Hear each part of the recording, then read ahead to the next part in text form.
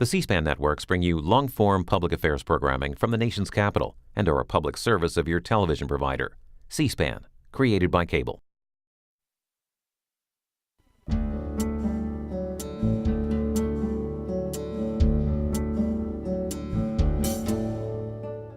This week on Q&A, former United States Senate historian Richard Baker discusses his newly released historical narrative titled The American Senate, An Insider's History. The book was co-authored with the late journalist Neil MacNeil. Richard Baker, Senate historian emeritus, author, co-author of The American Senate, a brand new book, An Insider's History with Neil MacNeil and Richard A. Baker. How did you get together with Neil MacNeil to do the book? Neil MacNeil is one of those gigantic figures who not only did he work as Time Magazine's chief congressional correspondent for 30 years, came to the Hill in 1949. When he retired in the mid-1980s, he went to work on what he hoped would be a quick one-volume history of the Senate. And he spent 17 years trying to write that and finish it up. And needless to say, he came by our office, the Senate Historical Office, on numerous occasions. We ended up getting into the habit of going and having a lunch from time to time. And so we had wonderful conversations. And near the end, he passed away in 2008. And it was clear he was probably not going to finish it. So he was, he basically said, all right, this is it. He had the Oxford University Press agreed to publish the book. They sent it out to reviewers. I was one of the sort of anonymous reviewers, and I got it, and I read it, and this is going to be a 700-page book. He didn't know when to stop writing, as happens with a lot of dedicated authors, you know. And so my review said, this is a great book lurking in these 700 pages, but somebody needs to carve it out. And then he died shortly thereafter, and Oxford turned to me and said, how would you like to be the guy to carve it out? So that's how I got involved in this project. How much did you actually have to write yourself? About 20% of the book. He had 250,000 words. My job, all Oxford wanted was 150,000. And so I boiled it down to about 120,000 of his words and added 30,000 of my own words, as well as about 1,400 footnotes and extensive bibliography. And I knew what I was getting into 3 years down the road. And indeed, it was every bit as challenging as I thought it would be, but it was also great fun and very satisfying. Give us a specific on something you thought had to be changed.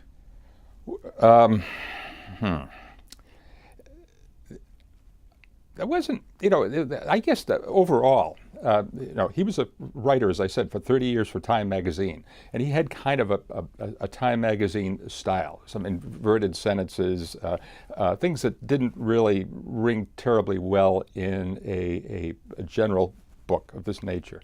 So throughout the book, I went and kind of changed that a bit. But other than that, it was really the major change was just boiling it down and then adding those cursed footnotes. You retired in 2009. How long did you work on the book? About 3 years. I'm going to show some video. It's totally out of context with the chronology of the book, but it shows some oratory of a couple of famous senators. The first one is going to be Huey Long. Before we show the video, though, when was Huey Long in the Senate, and what impact did he have on the Senate? He had a huge impact on the Senate. He was in the Senate for just a very short period of time, from the early 1930s until he was assassinated in 1935. But he decided that he was going to use the filibuster as a major legislative tool, and he did it almost like no one before him had done it. Well, the video we're going to show is from 1935, and we're just cutting into the middle where he's talking about, everybody will figure it out. Let's run this and then get your comment on it. Okay. How many men ever went to a barbecue and would let one man take off the table what's intended for 9/10 of the people to eat? The only way you'll ever be able to feed the balance of the people is to make that man come back and bring back some of that grub he ain't got no business with.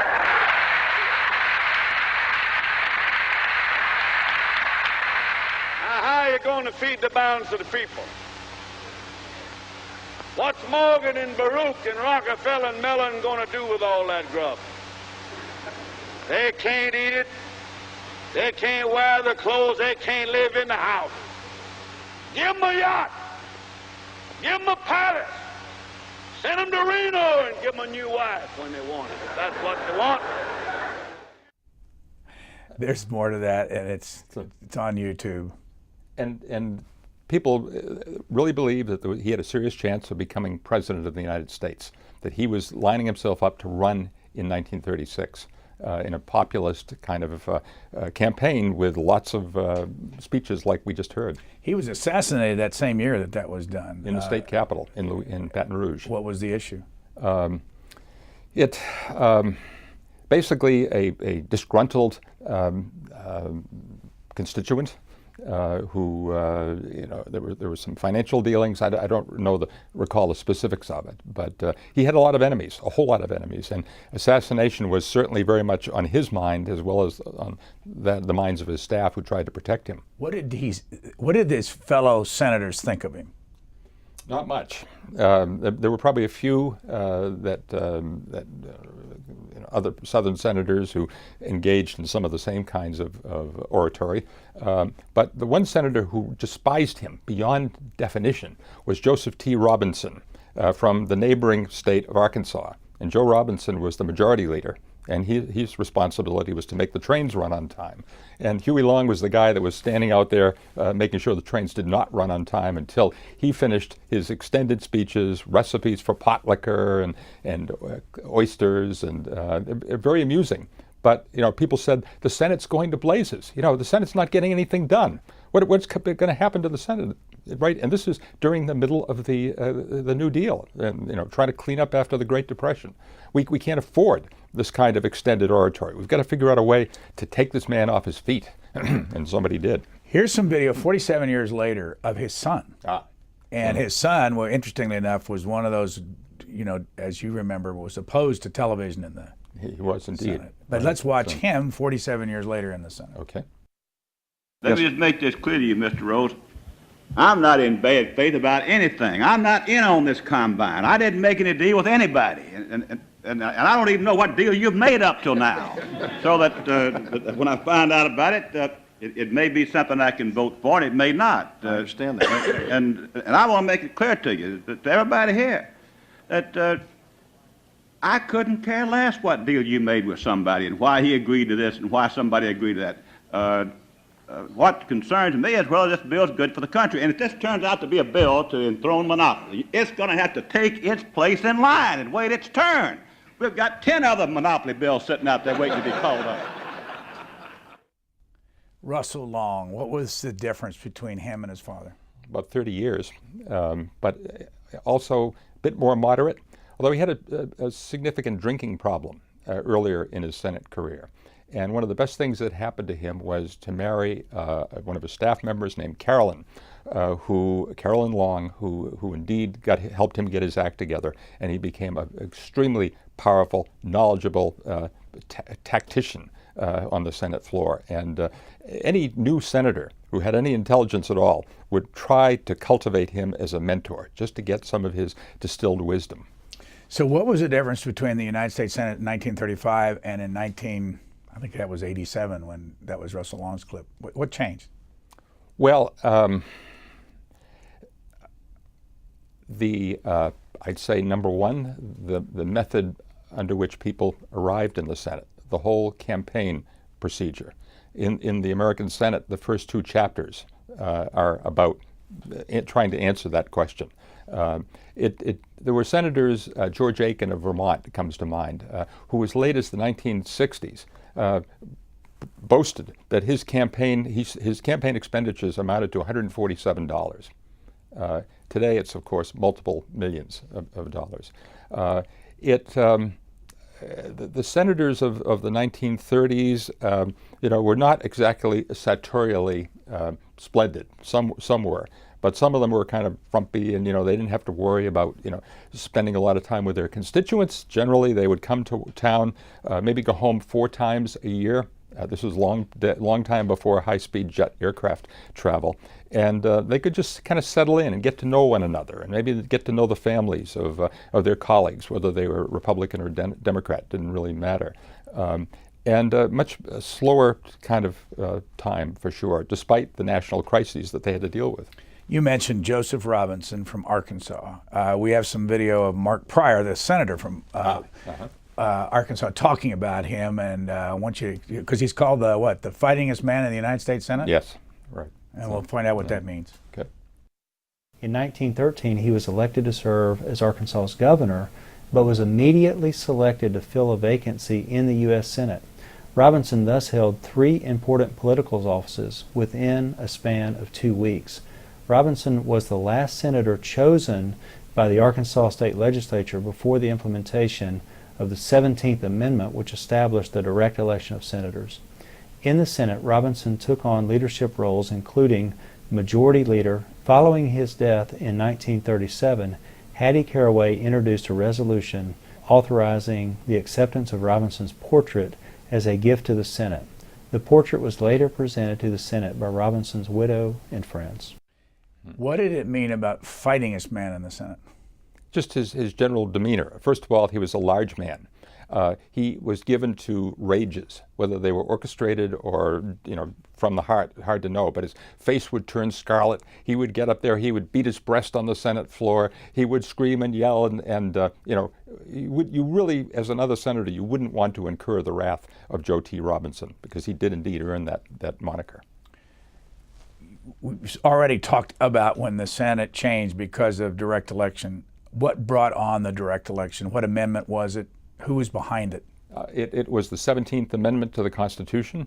It was adopted finally in 1913. The first version of that amendment was offered in 1826. So some things, institutional change kind of comes slowly. And the House, on a number of occasions throughout the 19th century, passed that amendment, sent it over to the Senate. The Senate killed it. And I think one of the main reasons were Southern senators, who had a stranglehold on the procedures and floor proceedings, who were very much afraid that if you have direct popular election, you're going to have African Americans voting for senators. And that was something that, until the Jim Crow laws began to really disenfranchise African Americans, that was a concern. By the turn of the 20th century, they weren't quite as worried about it. And then, of course, there's the progressive reform movement. The election of 1910 really brought a sea change into the Senate, much more open, reform-minded members.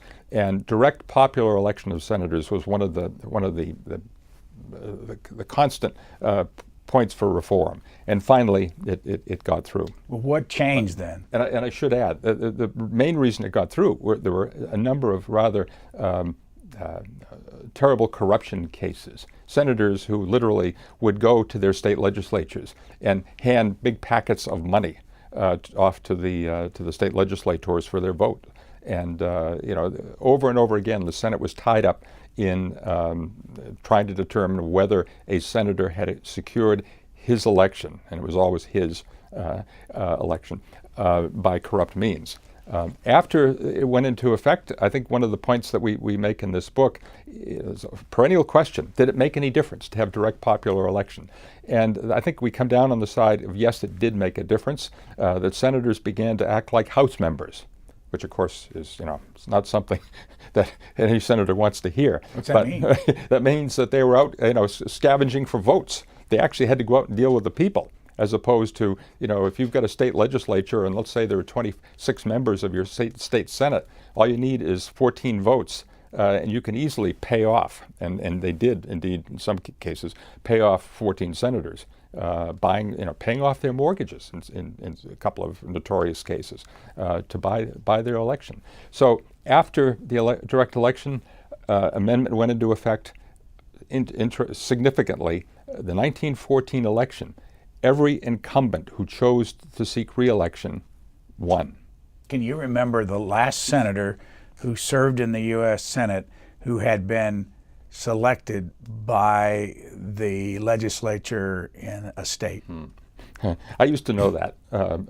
I've forgotten that. I would, if you knew the name, if you happen to recall the name, I would tell you whether you were right or wrong. I do not. That's why I ask you. Just in case you may have recalled that. But Didn't it go into the 40s or 50s? Oh, it did. It did indeed. Yeah. And I think there was a senator from Florida but offhand, you have to deal with these things on a day-to-day basis. And having retired from the Senate almost 4 years ago, there are some things that kind of slip away. Speaking of a senator from Florida, and he's mentioned in this book, Senator George Smathers, explain what role he played. Well, he was a very good friend of John F. Kennedy. They're drinking pals. They each contributed to one another's political education. George Smathers is probably best remembered for his 1950 election campaign against Senator Claude Pepper. And he defeated Claude Pepper. And some people thought that it was a scurrilous campaign. There's a certain mythology, we've never been able to track this down, of George Smathers going around giving speeches saying that Claude Pepper has a sister who's a thespian, that his brother is a practicing Homo sapien, and on and on. And George Smathers denied all that. And he did an oral history with the Senate Historical Office at the time that Claude Pepper died to try to set the record straight. And as my partner in this book, Neil MacNeil, said, he should have left it alone. He would have, if he hadn't denied that story, he would have gone down forever as one of the greatest wits of all time to come up with that kind of a campaign attack. Neil MacNeill, who you co-authored this with, died in 2008 of what? Cancer. What kind? Remember? I believe it was lung cancer, but it spread. What was he like? He was you never forget Neil MacNeill. He was a large, deeply knowledgeable man who was very confident in his own abilities, and justly so. He had the power, and most senators knew this, to put a senator on the cover of Time magazine, or a House member for that matter. And he did a book on the House of Representatives in 1963 called Forge of Democracy. Again, he'd been poking around on Capitol Hill since 1949. And that was a pretty popular book. And so the question was, where's your Senate book? And so that's when he decided he would begin his research. And enormously tenacious in trying to, he'd call me up and he'd say, I've got this question on rules from 1911. And I just can't find it. I've ransacked all of the sources. Can you help me with that? And generally, most cases, I had no better luck than he did because he was so thorough. But some in the audience, including me, will remember him on Washington Week in Review on PBS, on public television. But he started a program before that led to Washington Week in Review. Did you ever talk to him about his beginning, and did he do an oral history himself on? He did not.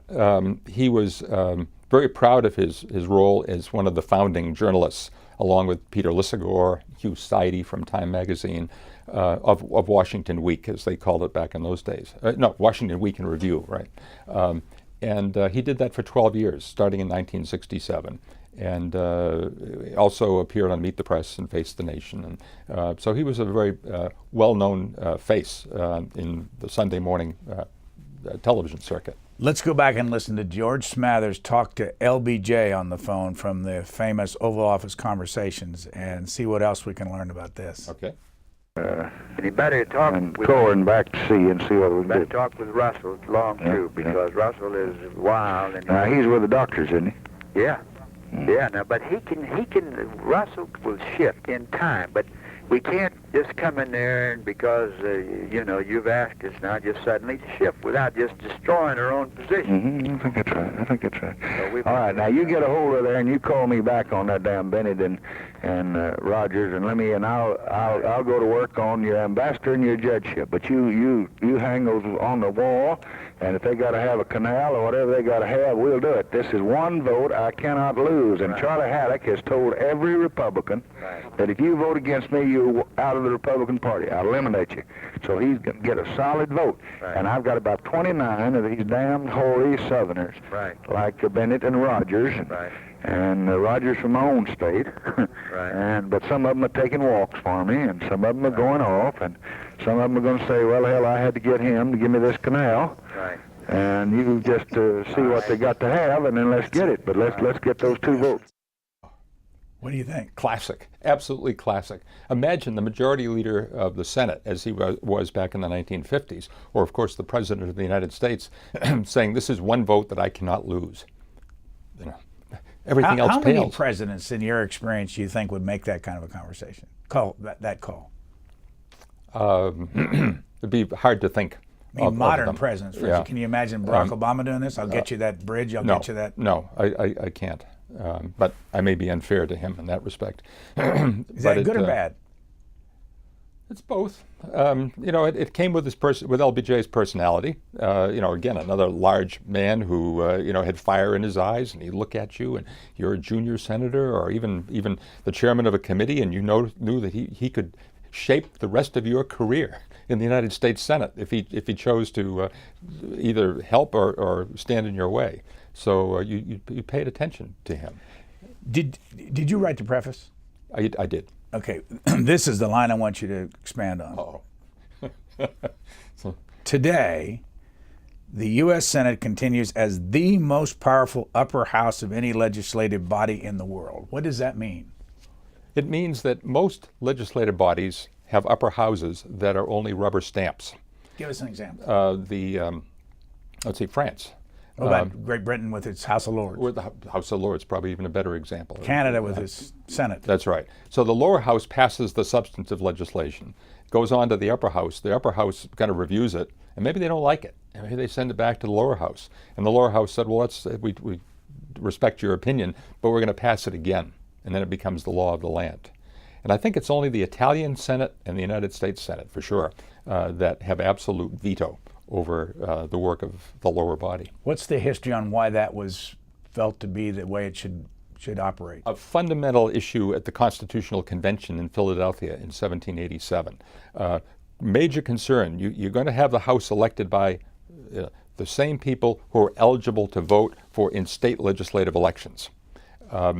And those people can be a little impetuous in their decisions. So we need a cooling body and to review and to stop and to absolutely slow down and to ask, as one senator said in the 19th century, the Senate is the place of sober second thought. And that's what the framers of the Constitution had in mind. Everett Dirksen, what role in history does he play in the Senate? Well, he's most remembered for making it possible to invoke cloture on civil rights legislation. What's that mean? To shut off debate with the proper amount of votes. At that point, they needed 67 votes to end debate on this 1964 Civil Rights Act. Southern senators were determined not to pass that. And it was Everett Dirksen who managed to gather up enough of his Republican colleagues to give them what I think it ended up being 71 votes to pass it. That was huge because it was the first time ever that the Senate shut off debate on civil rights legislation. And it was really the beginning of the end of Southern filibusters on civil rights. Did you ever know him?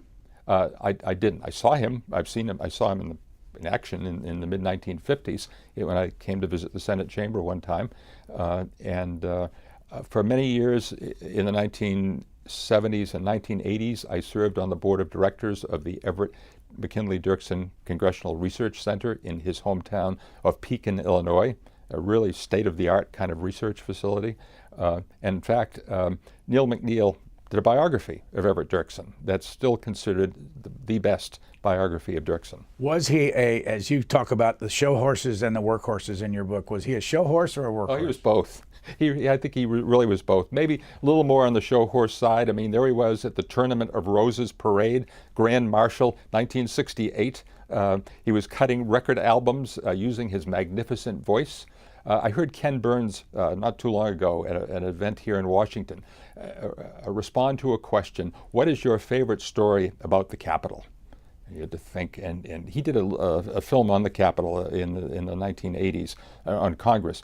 And in that film, there are the story about these ladies who came and stopped Everett Dirksen outside the door of his Republican leader's office.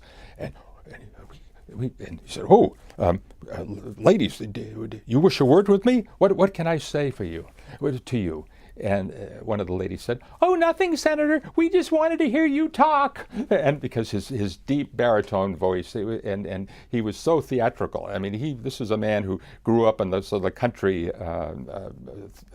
outdoor theater circuit, and was very proud of his voice, and was indeed an actor on the Senate floor. But also there was a deeply serious vein. People criticized Dirksen for being oleaginous Ev. You know, he was too effusive. The grand old chameleon, that he changed his vote, he changed his position rather easily. And I tend to think that, although there may have been some of that this was a man who really knew how to make the Senate work, the way that Lyndon Johnson did. Just wish we had some video of him talking about the marigold. He wanted the marigold to be the national flower, at the same time that Margaret Chase Smith wanted the rose to be the national flower. And so there were some wonderful exchanges between them. Here is Everett Dirksen from an interview with Howard K. Smith at ABC in 1968. See what he sounded like. Do you think that any votes or minds are ever changed on the floor of either house by speech? Yes, not often, but sometimes. And it depends on the nature of the subject matter, and obviously on the type of a speech you make. I think it's happened twice to me, once on civil rights, because I dug out that quote from Victor Hugo, allegedly written the night he died in his diary, when he said, "An idea whose time has come is stronger than all the armies on earth." What was the other time that you did? The other time was on a sugar bill, and it was late at night, and I prepared for it, and we had a full chamber, and I laid into it, and several members came down and said, "You've changed some votes." Now you hear it from your members. You're not particularly conscious of it yourself. That's a key, excellent question. Do votes get changed by oratory on the Senate floor? And in this book we have a chapter on debate, and that's the fundamental organizing question in that chapter. And he's right. Very, very seldom, but sometimes. Can you think of one that, other than the one he mentioned, where somebody changed their vote? No, but I don't. But if I knew more about it, I might think of one. I can remember being in the chamber years ago when they had a vote on back in, excuse me, about 1970, on the ABM, whether or not to have an anti-ballistic missile system. And the guy that stood up and made the most dramatic speech was a guy named John Pastore of Rhode Island. Now, did you ever know him? I watched him, and you never forgot him when you watched him. He must have, what was he, 5'1"? They'd call him the Bantam Rooster of the Senate. Well, we've got some video of him from the 1964 Democratic Convention. It just would have been interesting to have somebody like this on the floor when we have television. Right. Here he is. When the world stood still and all of us held our breath, and there stood John Kennedy, 10 feet tall.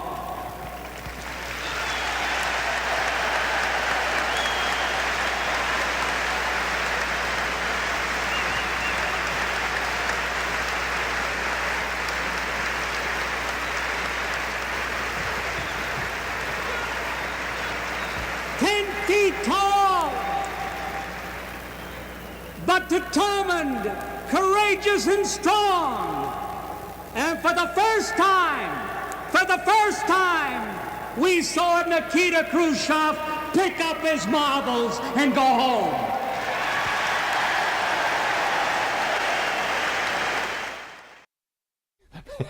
John Pastore, Rhode Island Democrat, been out of there since I think 76 or something like that.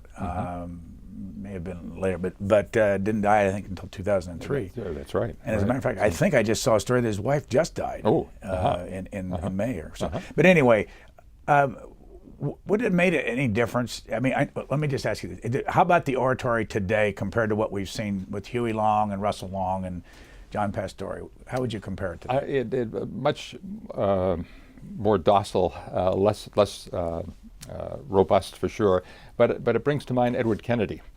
and particularly in his later years. It was a pleasure, regardless of whether you supported what he was doing or didn't, to come into the chamber and watch, or on C-SPAN watch his oratory. Spectacular. It was old school, for sure. Over the years, when were the big increases in the Senate? And in other words, when it started back at the beginning, how many senators were there, and then how did it increase up to 100? Well, there were initially 22, because not all of the states, not all of the 13 states had ratified the Constitution when they first convened on April 6 for the Senate in 1789. Then gradually, of course, through the 19th century, the numbers increased. By 1888, on their 100th anniversary, they had 76 members. And that began to pose some major procedural problems. You got all these people out there seeking attention and whatnot. It was a lot easier when they were small, a smaller body. And then finally, with the admission of Alaska and Hawaii in 1958 and 59, they achieved their 100. But it's a far cry from the House of Representatives with 435 members. In the House, of course, they had to cap the number at about 1911. In the year 1911, because it was just no place for people to sit. They had to take the desks out of there and give everybody a bench to sit on in the House. Page 249, this is not talked about very often. This occurred in early 1951 when Tennessee's Estes Kefauver, a freshman Democratic senator, casually allowed a local television station to broadcast live a hearing he was conducting in New Orleans as a part of an organized crime investigation. And nobody in the Senate paid too much attention to his request or what he was doing. Of course, 1951, I remember we got our first television set in 1951. And one of the first things we watched were the Estes Kefauver crime hearings. So next thing you knew, people were talking about him as a candidate for vice president or president because of the power of television and the power of investigative hearings. You say in the book, Harry Truman didn't like Estes Kefauver very much. There was no question about who Harry Truman liked and didn't like. He thought that Kefauver was a grandstander. Truman was in the Senate for 10 years, and he's the one that sort of famously said that a senior senator, when he arrived in the Senate, said, for the first 6 months, you're going to wonder, Harry, how you got here. And after that first 6 months, you're going to wonder how the rest of us got here. Truman had a sense of respect for the seasoning process of senators. And here's Estes Kefauver on his brand new senator out there holding hearings. How much did you write in this section, or how much of this was Neil MacNeill? That section is mostly Neil MacNeill. Well, he wrote this. He said, indifferent to the station's request, meaning the station back in Kefauver's home state of Tennessee, and preoccupied with managing his panel's proceedings, Kefauver was at first unmindful that the hearing was being broadcast. The public's reaction, however, was spectacular. Right. Why then later on, if the public's reaction was spectacular, did the Senate fight so hard not to put themselves on television? You remember Russell Long was a great opponent to go on television. Right. The issue of the Senate rules, the fact that the public will lose respect very quickly for the Senate when they see that there's an endless series of quorum calls. It's just not the Senate's medium, said the opponents of it. And it's what we hear today about the Supreme Court. That we can't have the broadcast of the Supreme Court deliberations. That's really unfortunate. But that was the attitude. Well, one of your former colleagues in the House of Representatives, who is the parliamentarian over there, Mr. Johnson, he thinks that the television's been bad for the House of Representatives. What do you think television's done for the Senate? Boy, is that ever the big question. It was inevitable, thanks to certainly some members like Senator Robert Byrd and Howard Baker who were receptive to the arguments. I don't see how you could have avoided sooner or later. The House went on television in 1979. Senate waited until 1986, a more deliberative body. It took them a little bit longer, but the pressure was so great. The old story of the House member and the senator walking through the airport in their home state, and the people come up and they shake hands with the House member. We saw you on television, on C-SPAN. And the senator is all of a sudden becoming sort of the unknown member of the state's delegation. And that I think did a lot to push the vote. It would have been interesting seeing this man, United States Senator, Majority Leader, during television. Here he is after he retired, coming back and giving a speech. I have a suspicion you might have been in the room on this. Yes. By mid-1963, various Democratic senators had begun to express publicly their frustration with the lack of apparent progress in advancing the Kennedy administration's legislative initiatives. Other senators were equally determined, or were less open in their criticism, but they were equally determined that I, as Majority Leader, should begin to knock some heads together. After all, they reasoned, Democrats in the Senate enjoyed a nearly 2-to-1 party ratio. With those numbers, anything should be possible under the lash of disciplined leadership. 65 Democrats, 35 Republicans. Think of it, Senator Daschle.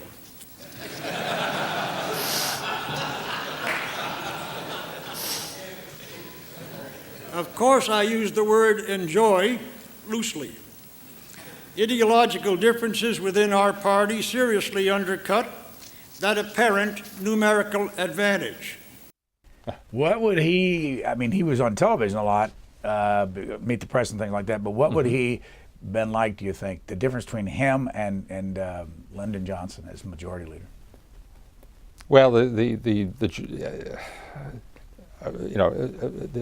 difference is between 1 and 100. That he was famous when he appeared on Meet the Press for going through many questions in the time available to him with his one-word answers, whereas Lyndon Johnson would take a question and he would embellish it and really go in and maybe go off on a tangent here or there.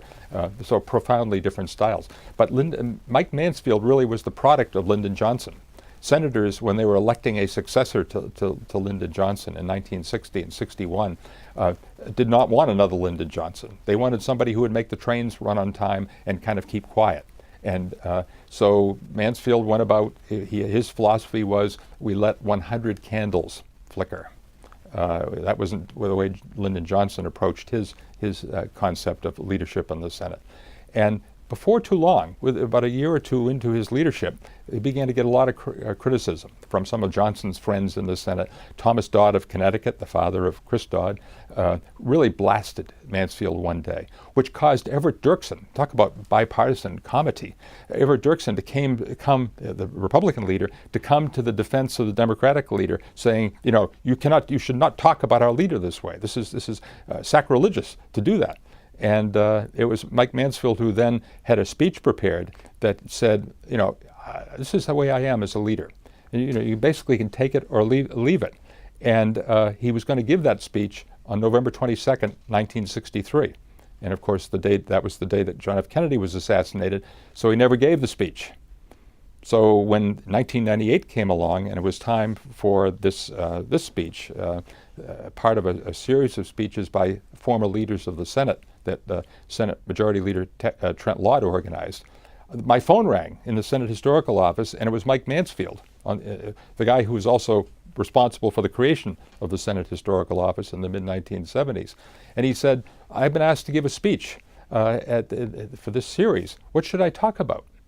Well, I knew about the famous 1963 speech on the nature of leadership that he never gave. He did stick it in the record at the time. So I said, Senator, why don't you give that? Shape it a little bit. And well, by golly, maybe I'll do that. And he did. And it was the first in a series of speeches on leadership. They're all on the Senate website. And it was a blockbuster. It was just magnificent. We hear a lot today about how this is the meanest time in the history of the United States Senate and House of Representatives. And I want to read back to you what's in this book. It's not something that you put in. It's got a footnote. I think it's maybe Merrill Peterson wrote this. Clay hated Jackson and Calhoun. Benton hated Calhoun. Calhoun hated Clay and Jackson. And John Quincy Adams hated Webster. And to complete the circle of animosity, Jackson hated Calhoun and Clay. At times, only the dignified and artificial politeness required in Senate speechmaking allowed them to converse with one another at all. I looked into that. I hadn't really, that was a very powerful statement, and I hadn't realized the hatred, but just for one example, of John Quincy Adams and Daniel Webster. John Quincy Adams called Daniel Webster a man with a rotten heart in his diary. It was Daniel Webster who blocked John Quincy Adams' one major aspiration in political life, to be a United States Senator.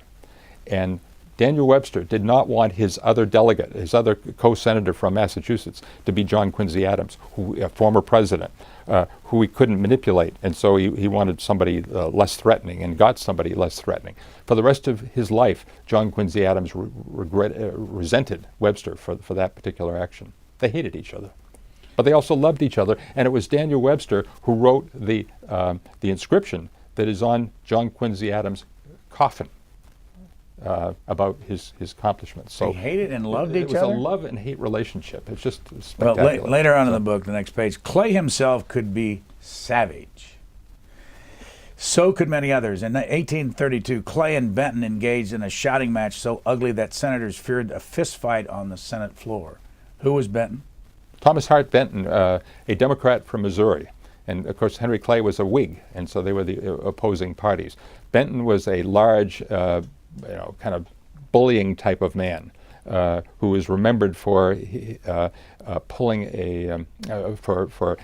moving down the Senate aisle in 1850 against a senator from Mississippi named Henry Foote. And Foote was so intimidated by the presence of Thomas Hart Benton that he pulled a silver-plated pistol out of his inner coat pocket and pointed it at Benton. This is 1850. Where? On the floor of the Senate, currently the old Senate chamber. And it was Benton at that point who very theatrically opened his jacket and told other senators who were trying to put this to an end, stand out of the way, stand out of the way, let the assassin fire.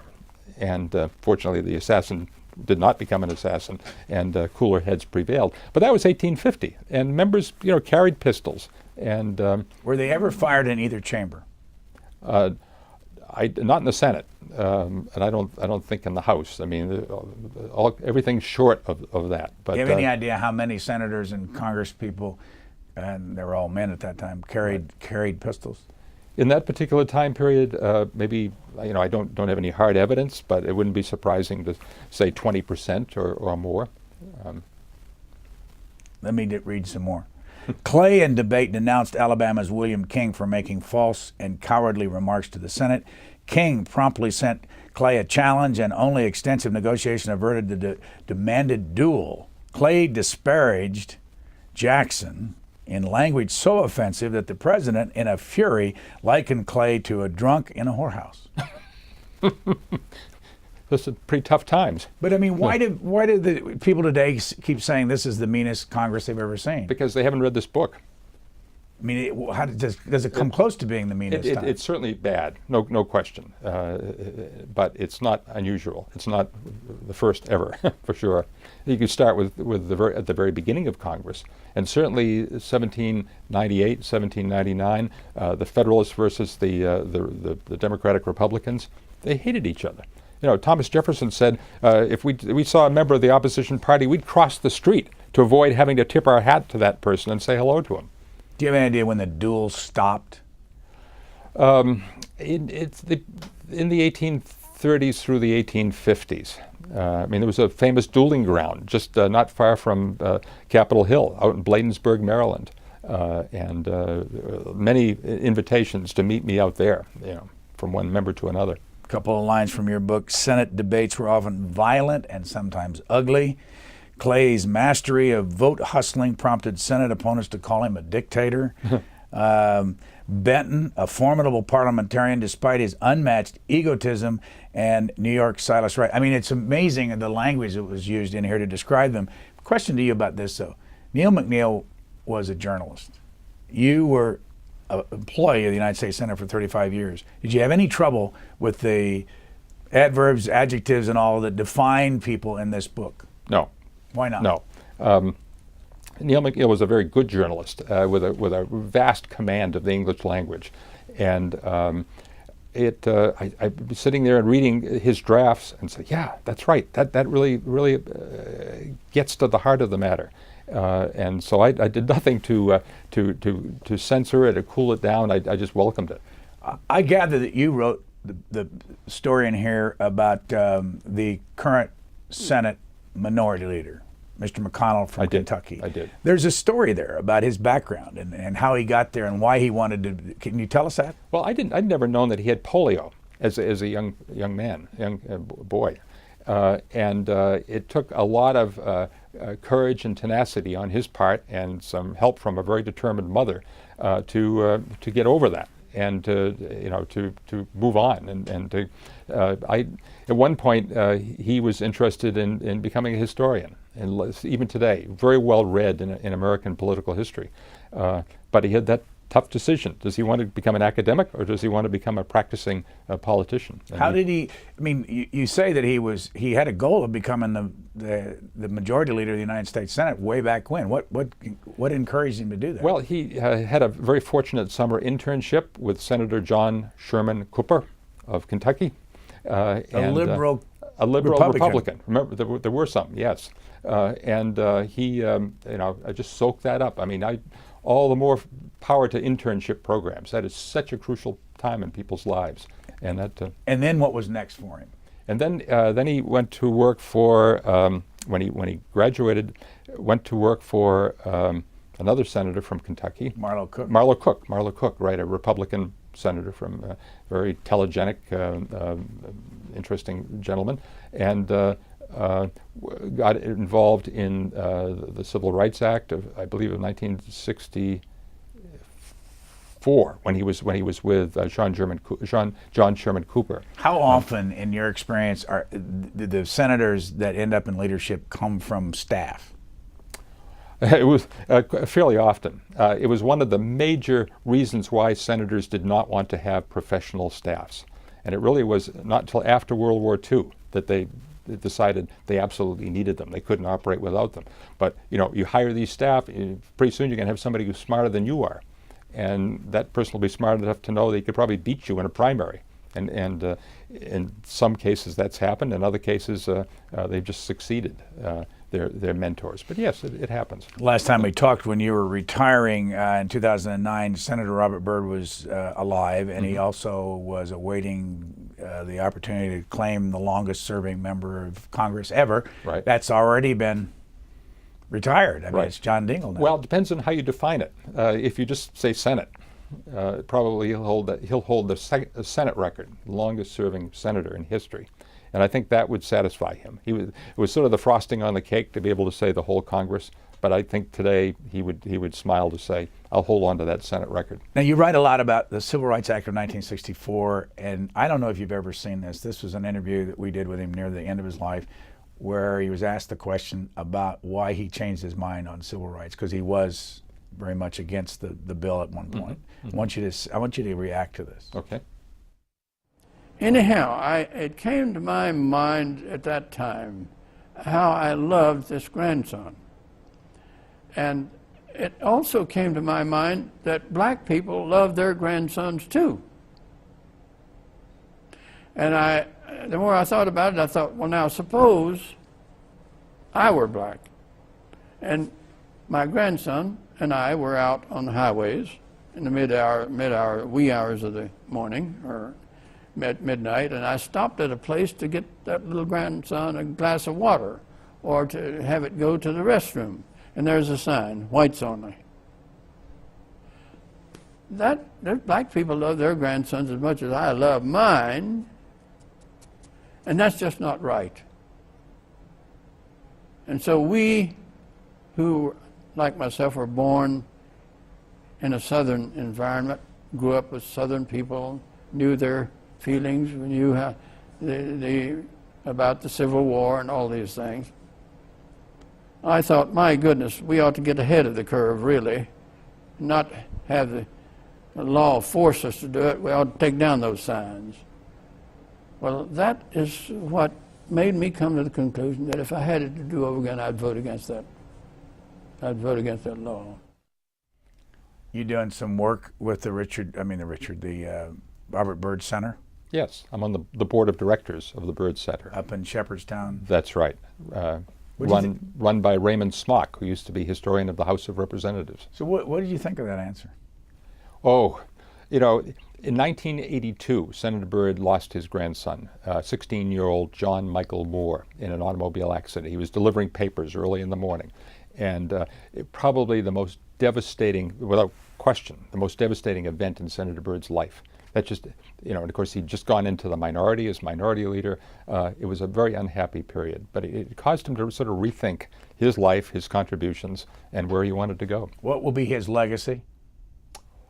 I think it will be a significant legacy when this book is filled with Robert Byrd. It starts with Robert Byrd, it ends with Robert Byrd. And I didn't see any other way to do that because he really brings focus to the Senate as an institution.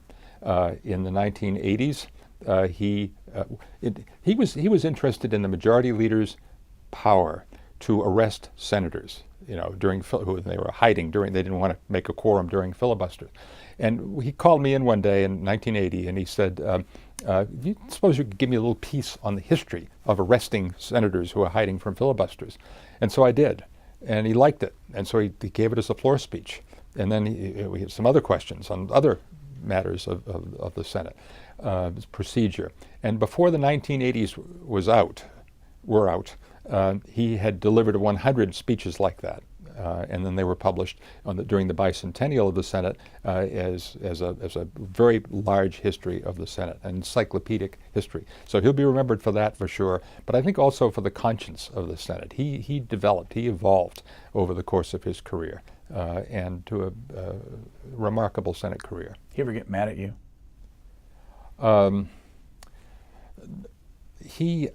One time I went into him with a great idea for a book, and that he might want to work on. And he looked at me and he said, "Oh, Dr. Baker, that could be your book, but that's not going to be my book." So that's probably as close as he came. Because he did get mad at me. I mean, we saw it often in hearings. Absolutely. Not at me, though. No, not at you. No. We had a very cordial relationship. So. Here's another famous name. The building is named after him. The old Senate office building is named after him. And this is from 1952, the Longines Hour. Oh. Those, it was early television. Right. And a thing called Chronoscope. Let's watch Richard Russell. Okay. Do you think that it is now possible for a Southerner to receive the Democratic nomination for the presidency? Well, Mr. Huey, I don't like to think that after 90 years have intervened and the Democratic Party has loyally supported been loyally supported by the South over that period, that a man would be discriminated against because he happened to have been born on the wrong side of the tracks, well, that the brings wrong us, side of the Mason-Dixon line. Did you ever know him? No. He died in 1971. And what impact did he have on the Senate? Well, he had a huge impact on it while he was a member. His lasting impact, it's hard to assess for sure. But there's a table, a very large table that was in his office suite, and the table is significant because around that table would sit members of the Southern Caucus. They ran the Senate throughout the 1930s, 40s, and on into the 50s, and he presided during the end of that period over the Southern Caucus. He was certainly the Civil Rights Act of 1964. He was having no part of that, and it took a lot to work around his opposition. But he was certainly, from Lyndon Johnson's point of view, he was a great mentor. Lyndon Johnson learned a lot about the Senate when he came over from the House. From Richard Russell. Here's another famous Southerner. This is from 1987. He's on the floor of the Senate. He's in a wheelchair, and he's had a leg amputated. John Stennis. Thank you, Senator. I want to highly compliment the Senator from New Jersey and the Senator from New York for some important and rather difficult work, too, at times, that they did in preparing this bill, holding the hearings, and going to a good solid amount of difficult work at times. It's something we take for granted and don't get into the facts enough as to what has been done. But I want to call attention to the others and people that are interested in every way to the work that they've done. Anybody like him around anymore? Ooh, I don't know. He was revered by his colleagues, irrespective of their political points of view. Judge Stennis, a man of great propriety. Whenever there was an issue of ethics to be looked into, they would turn to him, and one of a kind for sure.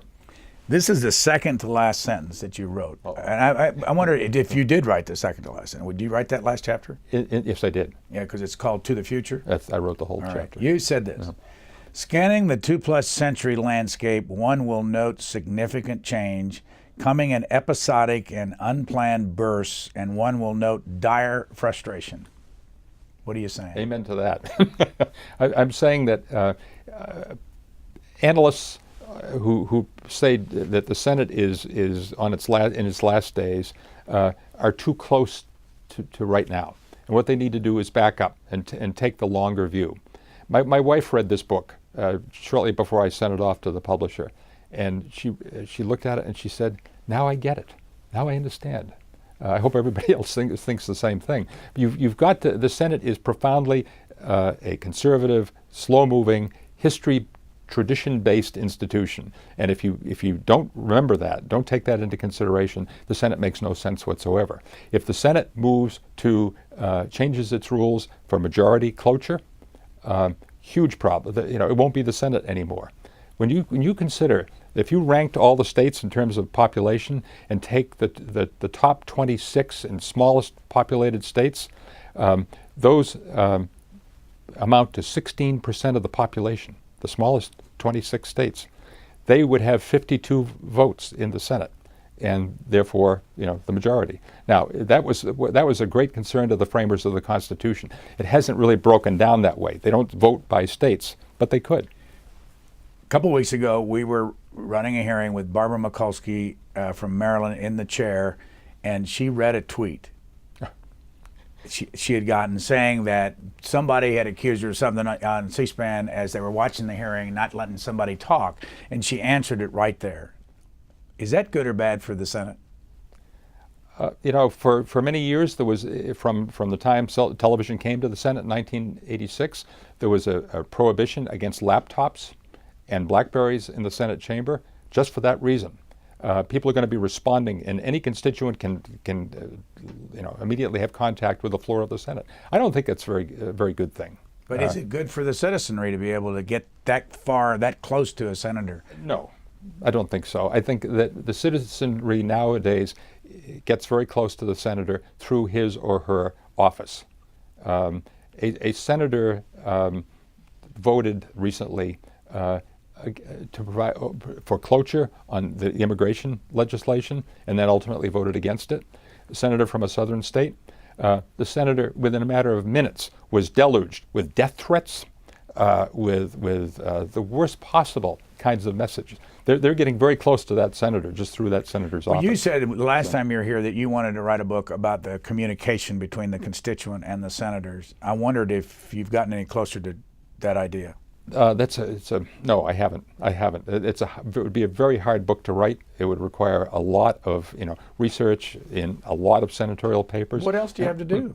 I have another book I want to write. I'm not quite sure what it's going to be, but it's probably not going to be that one. What do you think it would be now? Just right now, what are your? I would like to do a book about the relationship of maybe two senators, two very powerful senators, probably sometime in the past.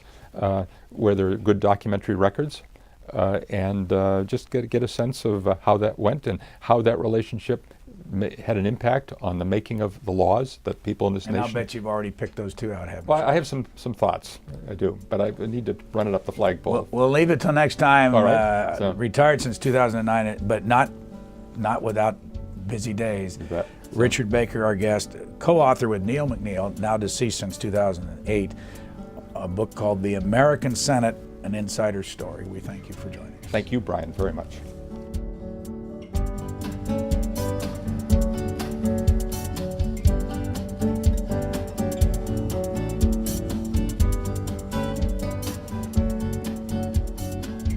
For a DVD copy of this program, call 1-877-662-7600. 7726. For free transcripts or to give us your comments about this program, visit us at Q&A.org. Q&A programs are also available as C-SPAN podcasts.